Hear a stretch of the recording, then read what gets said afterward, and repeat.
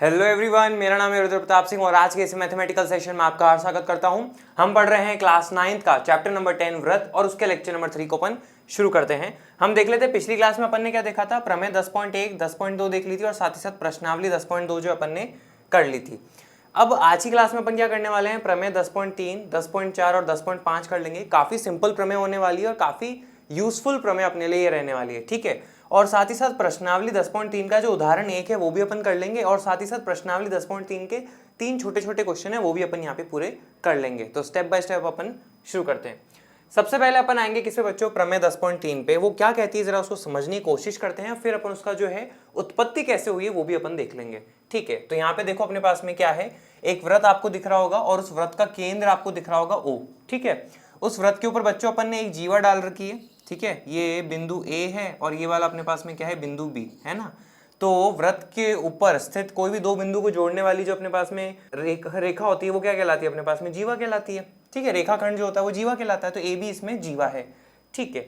यहां तक की बात आपको क्लियर होगी, ओके। अब अपने पास में जो प्रमेय है वो क्या कहती है, जरा गौर से देखना।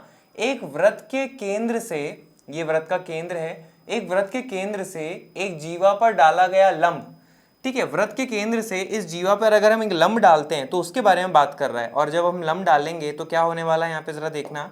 मैंने बिंदु O से इसके ऊपर एक लंब डाला, ठीक है। तो ये अपने पास में क्या होगा, 90 डिग्री का कोण बनाएगा। और ये जो है जिस बिंदु पे मिल रहा है इस जीवा को, मान लीजिए अपने पास में वो क्या है, M, ठीक है। एक व्रत के केंद्र से एक जीवा पर डाला गया लंब जीवा को समद्विभाजित करता है, ये बात अपन को ध्यान रखनी है, ठीक है। केंद्र से अगर हम एक लंब डालते हैं किसी भी जीवा पे तो वो जीवा को जो है समद्विभाजित करता है। इसका मतलब ये कि दो बराबर हिस्सों में बांट देता है। इसका मतलब ये है कि AM जो है अपने पास में, ये जो AM है यहां से लेके यहां तक, वो बराबर होगा किस, इस BM के। ये अपने पास में सिंपल सी बात है, ठीक है। आया भी समझ में आया होगा, इतना सा है अपने पास में कि भाई केंद्र से जीवा पर लंब डाला तो वो लंब जीवा को जो है समद्विभाजित कर देता है, ठीक है। अब अपन इसकी उत्पत्ति कैसे हुई है जरा उसको देख लेते हैं। तो यहाँ पे हम इसको प्रूफ कैसे करेंगे, तो यहाँ पे बच्चों अपन क्या करेंगे, सबसे पहले मानेंगे एक व्रत है जिसका केंद्र O है तथा AB उसकी एक जीवा है, ठीक है। ये अपन मान लेंगे। अब हमने इसमें क्या किया था कि भाई केंद्र से जो है एक लंब डाला था, तो अपने पास में ये वाला कोण कितना हो जाएगा, 90 डिग्री हो जाएगा ऑब्वियसली, ये बात अपने पास में, ठीक है। और ये जिस बिंदु में मिल रहा है उसको अपन क्या मान लेते हैं, M, ठीक है। हमें क्या सिद्ध करना है कि भाई केंद्र से जब लंब डाला तो ये जीवा को समद्विभाजित करेगा, यानी कि AM और BM आपस में बराबर है। तो सिद्ध क्या करना अपन को, AM जो है वो बराबर है किसके, अपने पास में BM के। अब इसकी उत्पत्ति कैसे होगी जरा यहाँ पे देखिए फिगर के अंदर बच्चों, आप जरा गौर फरमाइएगा कि भाई मैं A और O को जोड़ सकता हूँ क्या, बिल्कुल जोड़ सकते हैं, कोई दिक्कत वाली बात नहीं है। और उसी तरह O और B को जोड़ सकते हैं क्या, जोड़ सकते हैं, इसमें भी कोई दिक्कत नहीं है। अब देखिए आपको यहाँ पे जो है दो त्रिभुज दिखने वाले हैं। मान लीजिए अपने पास में ये कोण एक है 90 डिग्री वाला और ये वाला कोण 2 90 डिग्री वाला है, ठीक है।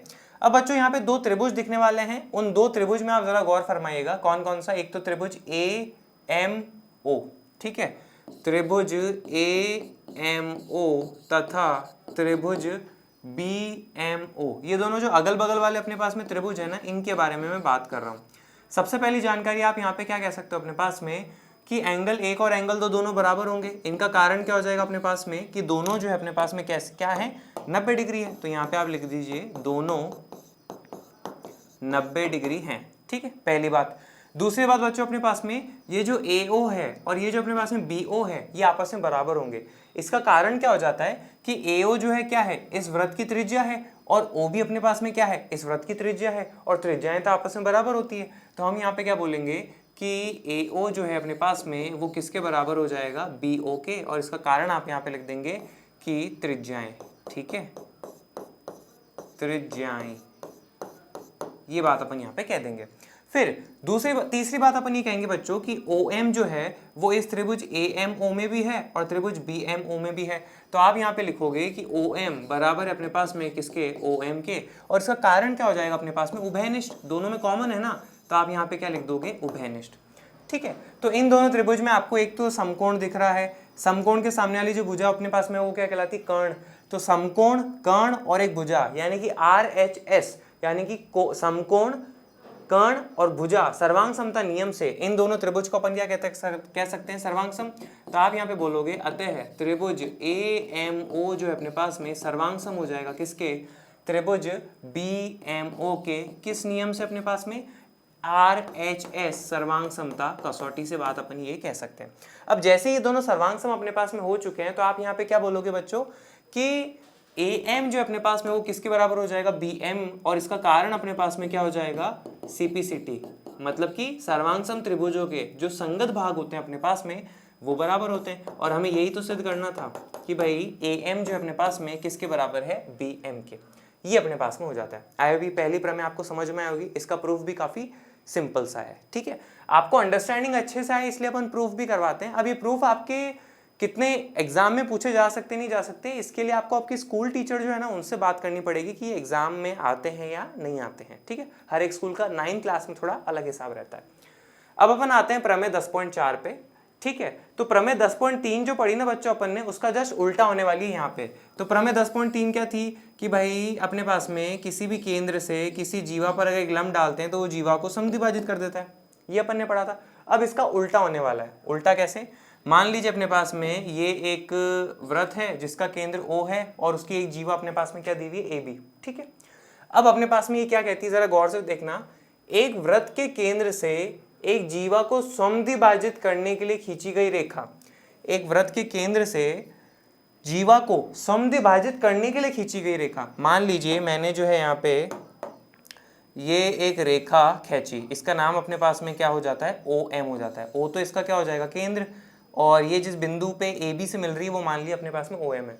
OM कुछ इस प्रकार से खींची गई है कि अपने पास में वो जो है जीवा को समद्विभाजित करती है। इसका मतलब ये कि AM जो है अपने पास में पहले ही दे दिया कि BM के बराबर है, ठीक है। एक वृत्त के केंद्र से एक जीवा को समद्विभाजित करने के लिए खींची गई रेखा जीवा पर लंब होती है। तो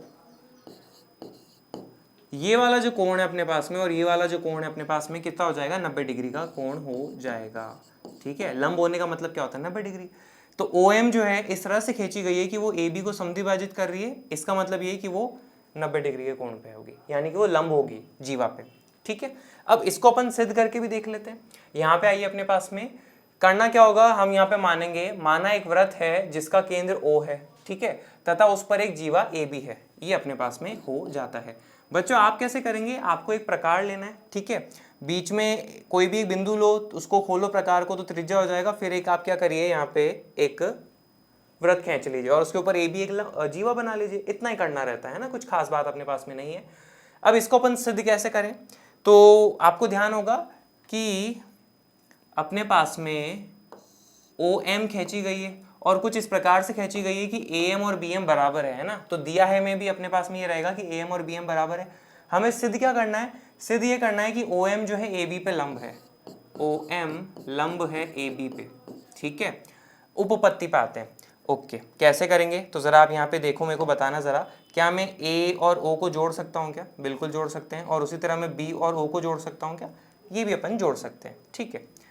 और ये वाला जो कोण है बच्चों, इसको मान लेते हैं अपन एंगल 1, और ये वाला जो कोण है, रुक जाओ, इसको अपन बाद में कर लेंगे, ठीक है।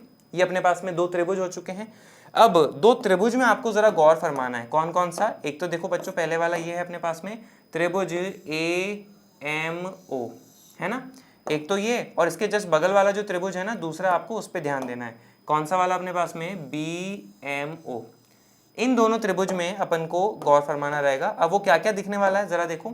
हम बोलेंगे सबसे पहले क्या, त्रिभुज AMO तथा त्रिभुज BMO में सबसे पहली बात अपन बोलेंगे बच्चों, AM और BM बराबर है। इसका कारण क्या हो जाएगा, अपने पास में दिया है, क्योंकि हमने ही तो OM इस प्रकार से बनाई है कि वो AM और AB को समद्विभाजित करती है, मतलब कि AM और BM बराबर है।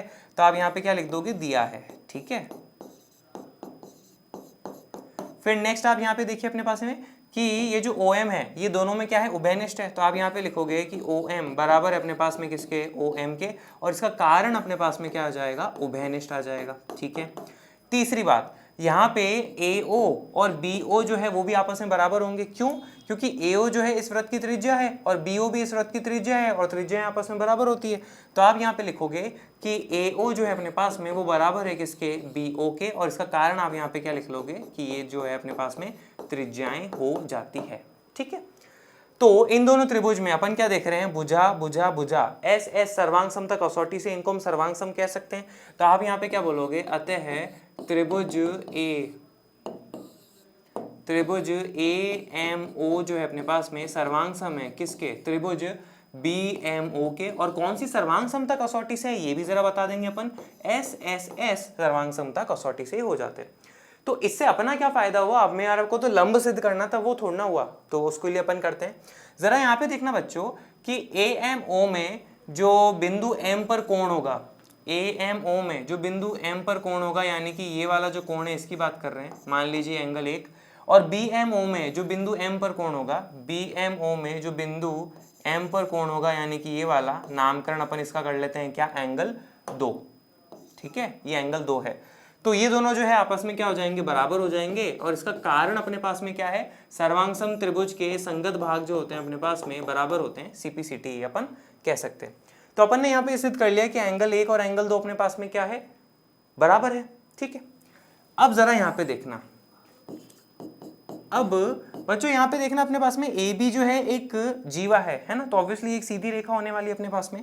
तो एंगल 1 और एंगल 2 का जो योग है अपने पास में वो कितना होगा? 180 डिग्री। इसका कारण आप कह सकते हो कि भाई ये अपने पास में क्या है? रैखिक युग्म होने वाले हैं। ठीक है, तो यहाँ पे आप ये चीज लिख लीजिए।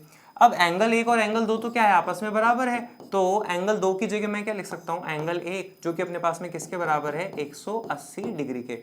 इसका कारण आप बता दोगे, चूंकि एंगल 1 और एंगल 2 जो अपने पास में बराबर है, अभी अभी अपन ने यहाँ पे सिद्ध करा था, ये आप लिख सकते हो। एंगल 1 और एंगल 1 क्या हो जाएगा? 2 गुना एंगल 1 जो कि बराबर है अपने पास में किसके? 180 डिग्री के।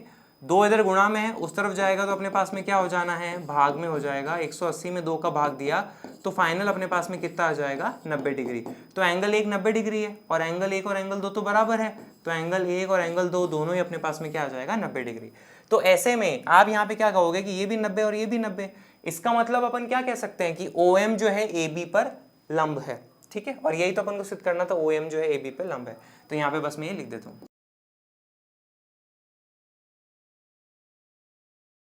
ठीक है, इसके साथ अपना इसका ये प्रूफ भी जो है पूरा होता है। आई होप समझ में आओगा, सिंपल सी अपने पास में बात होती है। ठीक है, तो ये 2 प्रमेय काफी सिंपल और छोटी छोटी अपन ने पढ़ी है। ओके, अब अपन आते हैं अगले पॉइंट पे। ठीक है, यहां तक आई थिंक क्लियर होगा सारा। ओके, अब जैसे बच्चों मैंने क्या करा, ये एक बिंदु बना दिया आपके सामने। ठीक है, काफी बड़ा बनाया ताकि आपको थोड़ा क्लियरली दिख जाए, अगर आप कम क्वालिटी पे भी देख रहे हैं तो भी आपको। ठीक है, आपसे कहा जाता है कि आप जो है इस बिंदु से जाने वाले कितने वृत्त बना सकते हो। ठीक है, तो आप कैसे बनाओगे? आप क्या करोगे? एक प्रकार लोगे, उसकी सुई यहाँ पे रखोगे। ठीक है, एक प्रकार लिया, उसकी सुई आपने यहाँ पे रखी और यहाँ पे उसका पेंसिल रखा, और इस तरह से आप क्या करोगे? एक पूरा है ना व्रत बना दोगे, है ना। इस तरह से व्रत बनाने की कोशिश करोगे। मैं तो आपको यहाँ पे बता रहा हूँ। अब आपसे बोला जाएगा कि आप ऐसे कितने व्रत बना सकते हो। तो चलो मैं बनाता हूँ, आप देखना।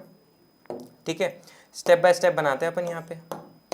ठीक है, मान लीजिए एक व्रत जो है अपने पास में कुछ इस तरह से हो जाएगा। ठीक है,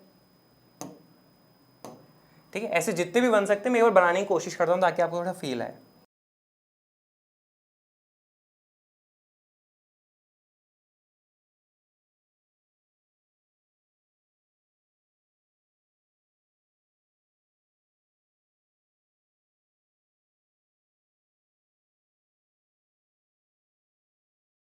ठीक है बच्चों, इस तरह से जैसे आप व्रत बनाने लगोगे, है ना, और भी व्रत बना सकते हो इस तरह से। मान लीजिए एक व्रत अपने पास में ये हो जाएगा। ठीक है, और एक व्रत जो है आप कुछ इस तरह से बना सकते हो।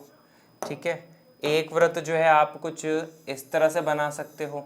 एक व्रत जो है आप कुछ इस तरह से बना सकते हो। तो कहने का मतलब ये कि ये जो अपने पास में एक बिंदु बनाया था ना मैंने यहाँ पे, वो बिंदु देखो आपको फिर से दिखा देता हूँ। इस वाले बिंदु से कितने व्रत निकल सकते हैं ये अपन से पूछा गया था। तो आप यहाँ पे बोलोगे कि किसी दिए हुए एक बिंदु से हम ऐसे व्रत बनाते जाएंगे बनाते जाएंगे बनाते जाएंगे, यानी कि हम अनगिनत व्रत बना सकते हैं। ठीक है, ये बात आपको समझ में आएगी। तो मैं स्टेटमेंट को लिख देता हूँ।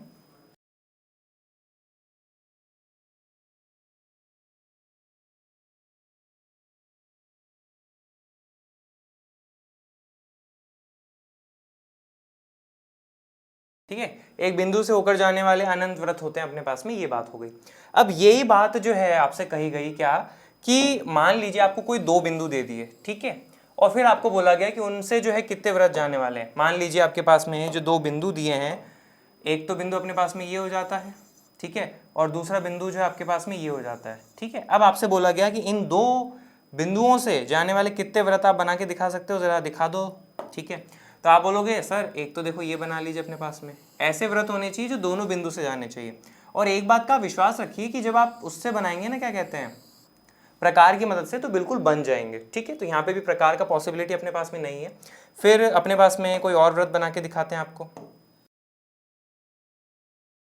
ठीक है, इस तरह से बना सकते हैं या फिर इस तरह से बना सकते हैं,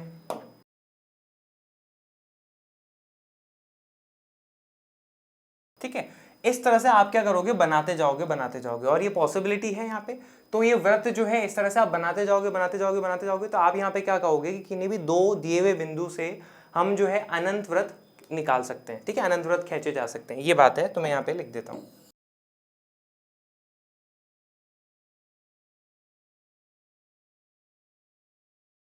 दो बिंदु से होकर जाने वाले अनंत व्रत होते हैं अपने पास में। आई हुई चीज क्लियर होगी, ठीक है। अब नेक्स्ट जो फाइनल बात अपने पास में ये आती है कि आपको कहा जाए कि मान लीजिए आपको कोई भी तीन बिंदु दे दिए और उन तीन बिंदुओं के द्वारा कितने व्रत जा सकते हैं, ये आपसे पूछा जाएगा। अब तीन बिंदु में बच्चों अपने पास में दो बातें हो सकती हैं। पहला तो ये कि तीनों बिंदु जो है आपको कैसे दे दिए, सरेखी दे दिए, यानी कि वो एक सीधी रेखा पर स्थित हो, इस तरह से दे दिए। अब आपको बोला गया व्रत बनाओ, तो आप यहाँ पे बोलोगे सर ऐसा व्रत अपने पास में मुमकिन नहीं है जो कि इन तीनों के तीनों बिंदुओं से जाए, ठीक है। अगर इन दो बिंदु से जाएगा तो ये एक बिंदु अंदर रह जाएगा, ठीक है। या फिर कुछ इस तरह से हो सकता है, जरा देखना कि अपन एक व्रत बनाते हैं तो वो इन दो बिंदु से चला जाएगा, लेकिन ये वाला बिंदु बाहर रह जाएगा।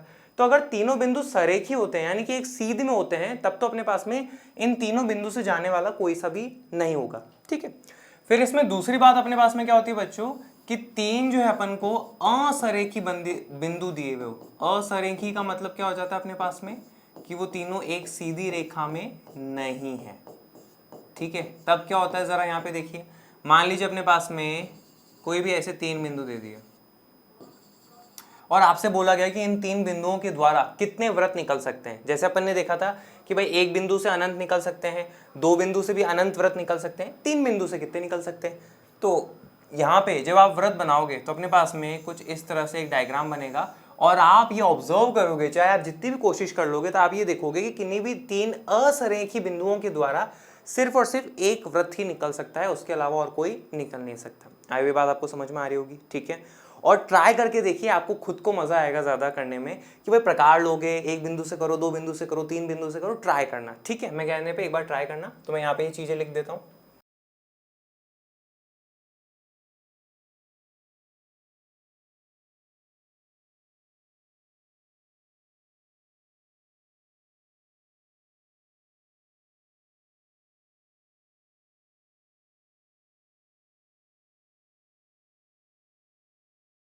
ठीक है, ये बात अपन यहाँ पे कहते हैं, आईपीएस समझ में आएगा, ठीक है, सिंपल सी बात है। अब एक प्रमेय अपने पास में आ जाती है। प्रमेय अपने पास में क्या है, तीन दिए हुए असरेखी बिंदुओं, असरेखी मतलब तीनों एक सीध में नहीं है अपने पास में। जैसे अपने पास में मान लीजिए एक बिंदु ये रहा, एक बिंदु ये रहा, और इस तरह से है। तीन दिए हुए असरेखी बिंदुओं द्वारा होकर जाने वाला एक और केवल एक व्रत होता है। तो ये अपन ने थोड़ी देर पहले यही तो बात पढ़ी थी कि तीन असरेखी बिंदुओं के द्वारा केवल जाने वाला एक ही व्रत होता है अपने पास में। तो ये अपने पास में क्या है, प्रमेय के रूप में दी हुई है, ठीक है। तो इस प्रमेय को अपन देख चुके हैं, तो ये अपन आगे बढ़ते हैं। अपने पास में उदाहरण एक है, एक व्रत का चाप दिया हुआ है, इस व्रत को पूरा कीजिए। तो मान लीजिए अपने पास में एक कोई व्रत रहा होगा, उसका चाप हमें दिया हुआ है और इससे हमें पूरा व्रत प्राप्त करना है। तो कैसे करें, यहाँ पे हमें जो है इस दी हुई चाप पे तीन बिंदु लेने होंगे, ठीक है। तो मान लीजिए अपन एक बिंदु ये ले लेते हैं ए, यहाँ पे अपन दूसरा बिंदु ले लेते हैं क्या बी, और यहाँ पे अपन क्या करते हैं एक तीसरा बिंदु ले लेते हैं क्या सी। इस तरह से तीन बिंदु ले लीजिए। अब आप क्या करिए, ए को बी से जोड़ेंगे, बी को सी से जोड़ेंगे। तो ये जोड़ लेते हैं।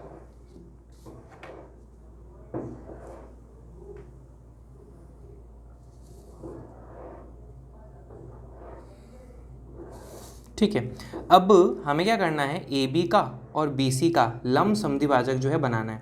आपको ध्यान होगा लंब समद्विभाजक अपन कैसे बनाते हैं। जैसे ए बी का लंब समद्विभाजक बनाना है तो हम क्या करेंगे, ए बी की जो लंबाई है उसके आधे से ज़्यादा अपन को प्रकार खोलना है। ठीक है, उतनी त्रिज्या अपन को लेनी है। ठीक है, फिर आप क्या करिए, यहाँ पर एक चाप खींचेंगे, नीचे एक चाप खींचेंगे। अब प्रकार को उतना ही खुला रखना और फिर हम क्या करेंगे, बिंदु ए पर रखेंगे। ऊपर एक चाप खींचेंगे और फिर अपन नीचे भी एक चाप खींचेंगे। तो इस तरह से अपने पास में हो जाएगा। अब इन दोनों चापों के जो प्रतिच्छेदी बिंदु है उनसे हम क्या करेंगे, लंब समद्विभाजक बना देंगे। तो वो मैं बनाता हूँ।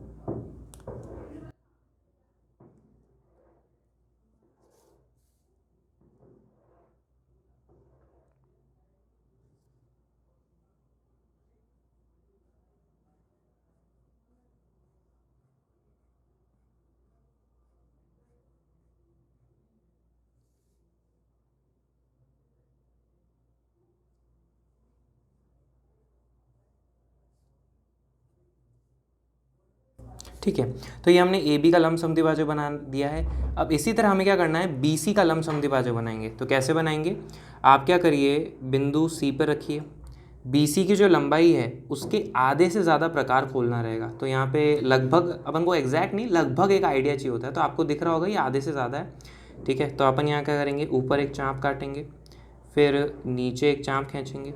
अब प्रकार को उतना ही खोल के रखना है, बिंदु बी पे रखो, फिर यहाँ पे एक चाप खींचेंगे और यहाँ पे अपन एक चाप बना लेंगे। आपको दिख रहा है यहाँ पे चाप थोड़ी सी बच गई है, तो वापस हम क्या करते हैं, बिंदु सी पर रखेंगे और इस तरह से चाप बढ़ा लेंगे। तो ये ऐसे अपने पास में हो जाएगा।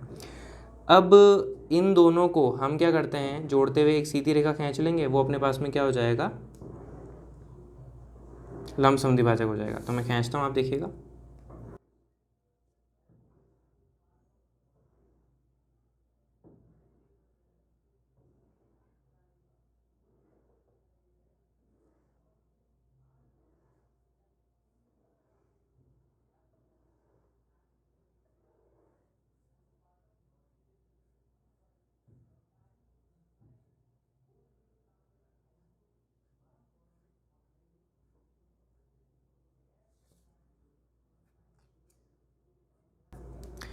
ये दोनों लंब समद्विभाजक जिस बिंदु पे आपस में प्रतिच्छेद कर रहे हैं, ये वाला बिंदु जो है ये अपने पास में क्या हो जाएगा, वो वृत्त जिसकी ये चाप रही है उसका केंद्र हमें जो है प्राप्त हो जाएगा। ठीक है, अब हमें ओ जो है केंद्र प्राप्त हो चुका है। अब आप क्या करिए, ओ से लेके बी तक की दूरी को लीजिए। ठीक है, तो बच्चों अपने पास में ओ से लेके बी तक आपको क्या दिख रहा है, ओ से लेके बी तक अपने पास में क्या है, केंद्र से लेके वृत्त पे जो बिंदु स्थित होता है उसकी दूरी, और ये अपने पास में क्या होती है, त्रिज्या। तो ऐसे आप त्रिज्या चाहे ओ बी ले लीजिए, चाहे ओ ए ले लीजिए, चाहे ओ सी ले लीजिए, एक ही बात है। फिर उससे रख के जो है आप क्या करिए, इस वृत्त को पूरा कर लीजिए। ठीक है, तो ये अपने पास में जो है वृत्त पूरा हो चुका है। इसके अब रचना के जो चरण हैं उस बारे में अपन डिस्कस कर लेते हैं। ठीक है, तो यहाँ पे अपन देखेंगे रचना के चरण बच्चों। तो सबसे पहला अपने पास में क्या है, दी हुई चाप पर 3 बिंदु ए बी तथा सी लीजिए। तो यहाँ पर आप देखेंगे हमारे पास में जो चाप दी हुई थी उसके ऊपर हमने 3 बिंदु ले लिए, ए बी तथा सी। फिर ए को बी से तथा बी को सी से जोड़े। तो ए को बी से जोड़ा और बी को हमने सी से जोड़ा। तीसरा, ए बी तथा बी सी के लंब समद्विभाजक खींचें। तो ए बी और बी सी के हमने लंब समद्विभाजक जो है खींच लिए। चौथा अपन चरण देखेंगे, दोनों लंब समद्विभाजक का प्रतिच्छेदी बिंदु अभिष्ट वृत्त का केंद्र होगा। तो दोनों लंब समद्विभाजक का जो प्रतिच्छेदी बिंदु है वो अभिष्ट वृत्त का केंद्र हो जाएगा अपने पास में। और आखिरी, केंद्र ओ तथा त्रिज्या ओ बी लेकर एक वृत्त खींचें। केंद्र ओ तथा त्रिज्या ओ बी ले लीजिए या ओ ए ले लीजिए या ओ सी ले लीजिए और फिर अपन क्या करेंगे, वृत्त खींच देंगे। तो इससे अपने पास में ये जो है पूरा हो जाता है। एक पे प्रश्न एक अपने पास में क्या कहता है, छोटा सा है, वृत्तों के कई जोड़े युग्म खींचिए, प्रत्येक जोड़े में कितने बिंदु उभयनिष्ठ हैं, उभयनिष्ठ बिंदुओं की अधिकतम संख्या क्या है। ठीक है, वृत्तों के कई जोड़े अपन को खींचने रहेंगे। तो यहाँ पे अपने पास में बच्चों देखो जोड़े बोले अपन को, तो ये अपने पास में हो सकते हैं वृत्त। ठीक है, कुछ वृत्त अपने पास में ऐसे होंगे, देखना जरा। ठीक है, इस तरह से हो जाएंगे। कुछ वृत्त जो है अपने पास में इस तरह से हो सकते हैं। ये अपने पास में हो जाता है। तो वृत्तों के कई जोड़े युग्म खींचिए और प्रत्येक जोड़े में कितने बिंदु उभयनिष्ठ है ये बताइए। तो इस जोड़े में हम क्या देख रहे हैं अपने पास में, शून्य जो है बिंदु उभयनिष्ठ है। यहाँ पर क्या हो रहा है, सिर्फ और सिर्फ ये एक बिंदु पर अपन को मिल रहे हैं, तो एक बिंदु जो है उभयनिष्ठ है। यहाँ पर अपने पास में कितने बिंदुओं पर मिल रहे हैं, ये 2 बिंदुओं पर मिल रहे हैं। इसका मतलब ये कि 2 बिंदु जो है इन दोनों वृत्तों में क्या है, उभयनिष्ठ हो जाते हैं। ठीक है, फिर बोल रहा है क्या बच्चों 3 पॉसिबल है क्या अपने पास में। तो हमने अभी थोड़ी देर पहले ही तो पढ़ा था कि 3 बिंदु से सिर्फ और सिर्फ एक वृत्त ही निकल सकता है, 2 नहीं निकल सकते कभी भी। अधिकतम 2 वृत्तों के बीच में 2 ही अपने पास में बिंदु उभयनिष्ठ हो सकते हैं, ये बात अपन पढ़ चुके हैं, तो उसका अपन यहाँ पे इस्तेमाल करेंगे। उभयनिष्ठ बिंदुओं की अधिकतम संख्या क्या है, तो अधिकतम संख्या अपने पास में उभयनिष्ठ बिंदुओं की मात्र 2 है। क्योंकि 3 हो गए तो 3 बिंदुओं से निकलने वाले 2 वृत्त आपको कभी प्राप्त नहीं होने वाले, वो एक ही वृत्त होगा जिस पर 3 बिंदु हो सकते हैं। ठीक है, और कम से कम 0 हो सकते हैं। इन दोनों में क्या कॉमन है, कुछ नहीं, 0 उभयनिष्ठ है। ये हो गया। अब हम आते हैं एनसीईआरटी क्लास 9 चैप्टर 10 वृत्त के प्रश्नावली 10.3 का प्रश्न 2। क्या कहता है, मान लीजिए आपको एक वृत्त दिया है, एक रचना इसके केंद्र को ज्ञात करने के लिए दीजिए। तो मान लीजिए अपने पास में ये एक वृत्त दिया हुआ है, अब इसका केंद्र आपको ज्ञात करना है। कैसे करेंगे, बहुत आसान है। इसमें आप क्या करिए, 3 बिंदु लगाइए इस वृत्त के ऊपर। ठीक है, मान लीजिए अपने पास में ये क्या हो जाएगा, बिंदु ए हो जाएगा, ये वाला अपने पास में मान लीजिए बिंदु बी हो जाता है, और ये वाला अपने पास में क्या हो जाता है, बिंदु सी हो जाता है। अब आप क्या करिए, बिंदु ए को बी से जोड़ेंगे, बी को सी से जोड़ेंगे, तो वो कर लेते हैं।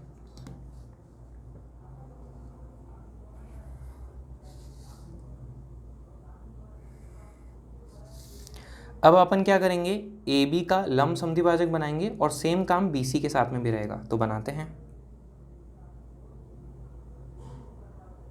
लंब समद्विभाजक आपको ध्यान होगा, हम आधे से ज़्यादा लंबाई ले लेते हैं जिसका भी बना रहे हैं। तो मैंने ए बी के आधे से ज़्यादा लंबाई ली है, आपको दिख रहा होगा, लगभग लेनी है।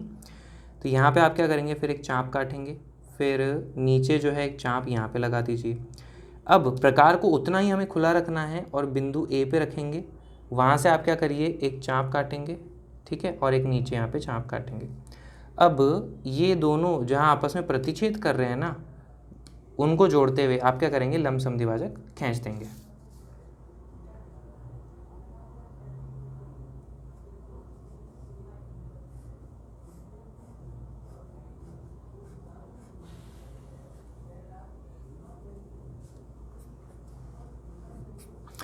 अब हम BC का लंब समद्विभाजक बनाएंगे, बिल्कुल वैसे ही बनाना रहेगा लंब समद्विभाजक।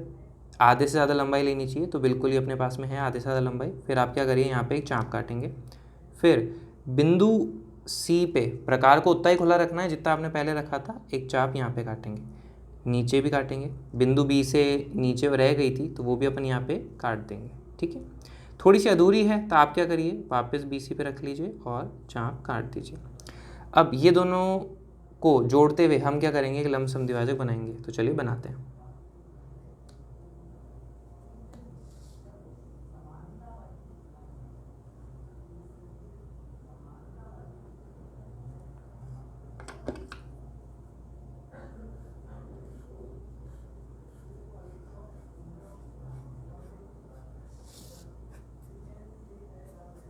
तो ये दोनों लंब समद्विभाजक जहाँ एक दूसरे को प्रतिच्छेद कर रहे हैं, वही अपने पास में क्या होगा, उसका केंद्र हो जाएगा। तो इस तरह से हम जो है केंद्र प्राप्त कर सकते हैं किसी भी दिए हुए वृत्त के।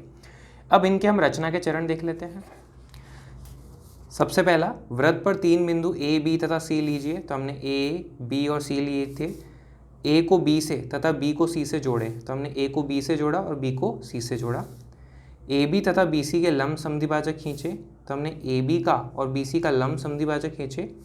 और चौथा, दोनों लंब समद्विभाजक का प्रतिच्छेदी बिंदु वृत्त का केंद्र होगा। तो इन दोनों का जो लंब समद्विभाजक है वो वृत्त का केंद्र कहलाएगा। इसके साथ अपना ये क्वेश्चन पूरा होता है। फिर अपन आते हैं किस पे, प्रश्न 3 पे। तो जरा समझने की कोशिश करते हैं अपने पास में क्या लिखा है।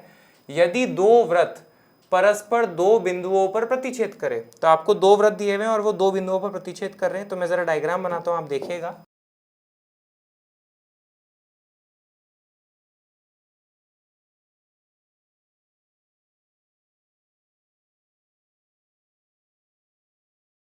ठीक है बच्चों, ये अपने पास में 2 वृत्त हो चुके हैं और ये जो है 2 बिंदुओं पर प्रतिच्छेद कर रहे हैं। मान लीजिए ये बिंदु A पर है और ये मान लीजिए अपने पास में क्या है, बिंदु B पर प्रतिच्छेद कर रहे हैं। ठीक है, एक सेकंड रुको। ठीक है, ये अपने पास में हो चुका है। अब देखो यहाँ पे, यदि दो वृत्त परस्पर दो बिंदुओं पर प्रतिच्छेद कर रहे हैं तो सिद्ध कीजिए कि उनके केंद्र उभयनिष्ठ जीवा के लंब समद्विभाजक पर स्थित है। इनके जो केंद्र है, तो मान लीजिए अपने पास में ये जो वृत्त है इसका केंद्र अपने पास में ये है, ठीक है, ये अपने पास में क्या हो जाता है O1 है। और मान लीजिए अपने पास में ये वाला जो वृत्त है ना, इसका केंद्र, एक्चुअली आपको तो क्या करना रहेगा, प्रकार से केंद्र बनाओगे, प्रकार से वृत्त बनाओगे तो आपके पास में केंद्र तो आपको मिल ही जाएगा ना। तो ये मान लीजिए अपने पास में क्या है, O2 है, साइंस वाला O2 नहीं है अपने पास में, मैथ्स में O2 लिख रहे हैं बस, है ना। और यहाँ पे एक बात और कही है अपने पास में, क्या, उभयनिष्ठ जीवा। तो बच्चों हम जानते हैं कि वृत्त के ऊपर स्थित कोई भी दो बिंदुओं को जोड़ने वाला जो रेखाखंड होता है वो जीवा कहलाता है। अब बिंदु A और B जो है इस वाले वृत्त पे भी है और इस वाले वृत्त पे भी है, तो बिंदु A और B को जोड़ने वाला जो अपने पास में रेखाखंड है वो क्या है, एक जीवा है। वो जो है इस वृत्त के लिए भी जीवा है और इस वृत्त के लिए भी जीवा है, तो अपने पास में क्या कहलाएगा, उभयनिष्ठ जीवा कहलाएगा, ऑब्वियस सी बात है। अब देखो यहाँ पे कहने वाली बात क्या है, यदि दो वृत्त परस्पर दो बिंदुओं पर प्रतिच्छेद करें, जो कि अपने पास में कर रहे हैं, तो सिद्ध कीजिए कि उनके केंद्र, ये जो केंद्र है ना, उभयनिष्ठ जीवा के लंब समद्विभाजक पर स्थित है। ये जो उभयनिष्ठ जीवा है ना, इसका लंब समद्विभाजक बनाएंगे ना, उसके ऊपर स्थित है, ये अपन को सिद्ध करना है। ठीक है, कैसे करेंगे तो जरा आप यहाँ पे देखिए। सबसे पहले आपको क्या करना रहेगा, दिया है में लिखोगे दो वृत्त हैं जिनके केंद्र O1 तथा O2 है अपने पास में। इसके बाद आप जो है ये भी बता दोगे कॉमा लगा के, जीवा AB, उभयनिष्ठ जीवा AB भी है अपने पास में।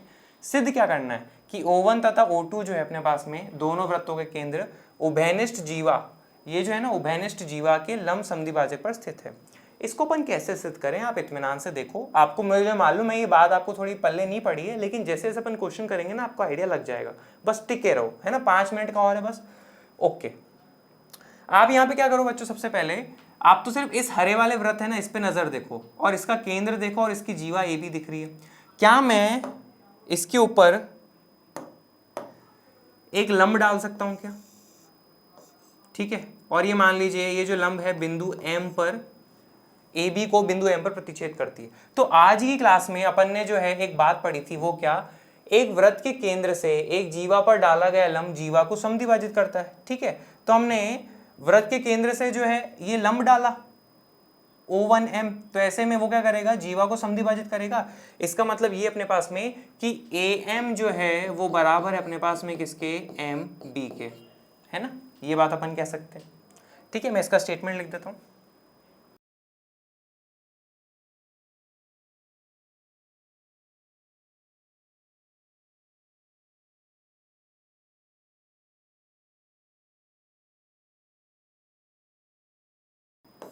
यहाँ पे इसका कारण आ जाएगा, केंद्र O1 से AB पर लंब डाला, अतः AM बराबर MB है और ये वाला कोण अपने पास में क्या हो चुका है, 90 डिग्री हो चुका है।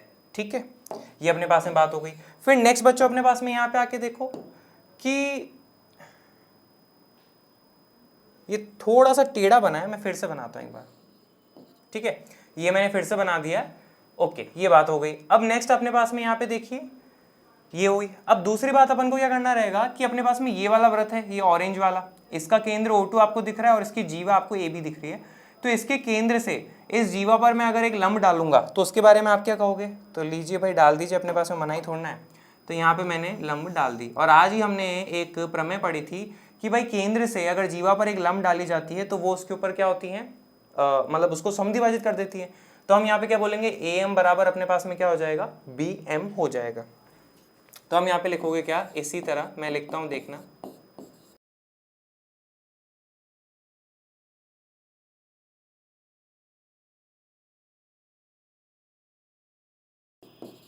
ये अपन ने यहाँ पे लिख दिया। अब जरा यहाँ पे गौर से फरमाना, देखना बच्चों, गौर से देखना आप यहाँ पे कि O1 O2 ये जो आपको सीधा रेखाखंड दिख रहा है ना, मैं इसकी बात कर रहा हूँ। ठीक है, इसके ऊपर जो है आपको दो कोण देखने को मिल रहे होंगे। कौन कौन से, एक तो यहाँ पे देखो, आपको मैं दिखाता हूँ, जस्ट अ सेकेंड। एक तो जो कोण है आपको दिखने को मिल रहा होगा ये वाला AMO1, और एक इसके जस्ट बगल में आपको कोण देखने को मिल रहा होगा, कौन सा वाला, AMO2। ठीक है, तो हमने जो बच्चों चैप्टर 6 में, छठे चैप्टर रेखा और कोण में पढ़ा था कि अपने पास में इस तरह से एक रेखाखंड है और उसके ऊपर आपके पास में दो आसन कोण है, ठीक है, और वो दो आसन कोणों का योग अगर अपने पास में 180 डिग्री हो जाता है तो वो अपने पास में क्या है, एक सीधी रेखा है। तो यहां पर आप क्या देख रहे हो अपने पास में, हम लिखेंगे, देखना यहाँ पे, चूंकि एंगल AMO1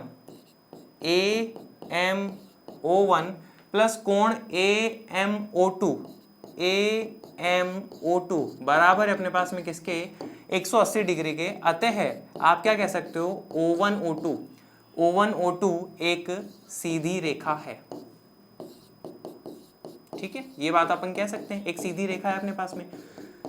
ओके, और इसका कारण अपने पास में आ जाएगा कि भाई अपने पास में किसी भी रेखाखंड पर अगर दो आसन कोण है और उनका योग 180 डिग्री होता है तो वो अपने पास में एक सीधी रेखा बनाते हैं। चैप्टर 6 में अपन ने ये पढ़ा था। ठीक है, अब हमें जो सिद्ध करना है ना वो अपन कर चुके हैं। कैसे, देखो जरा यहाँ पे हो क्या रहा है, यहाँ पे अपने पास में AB का O1O2 अब क्या कहलाएगा, लंब समद्विभाजक कहलाएगा। क्यों, यहाँ पे देखना, लंब समद्विभाजक कौन होता है, जो उसको 90 डिग्री पर बराबर बराबर हिस्सों में बांट देता है। तो O1O2 जो है AB को कहां पर मिल रहा है, 90 डिग्री के कोण पर, और साथ ही साथ बराबर बराबर हिस्सों में बांट रहा है, नहीं बांट रहा, AM और BM बराबर है या नहीं है, बिल्कुल है। तो ऐसे में अपन क्या कह सकते हैं, O1 तथा O2 उभयनिष्ठ जीवा के लंब समद्विभाजक पर स्थित है। ये जो AB है इसका जो अपन ने, ये लंब समद्विभाजक है और उसी के ऊपर अपने पास में O1O2 स्थित है। ठीक है, तो अपन फाइनल बात यहाँ पे इसी को लिख देंगे।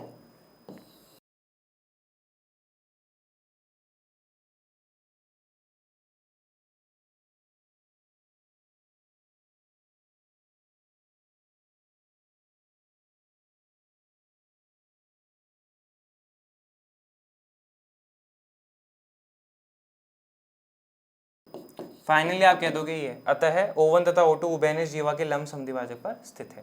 तो इसके साथ बच्चों अपने पास में ये क्वेश्चन पूरा होता है। तो मुझे उम्मीद है आज का ये सेशन लगा होगा आपको शानदार, पर फिर भी मन में कोई शंका तो कमेंट बॉक्स है ना यार, आप उसमें डाउट डाल दीजिएगा। Thank you very much.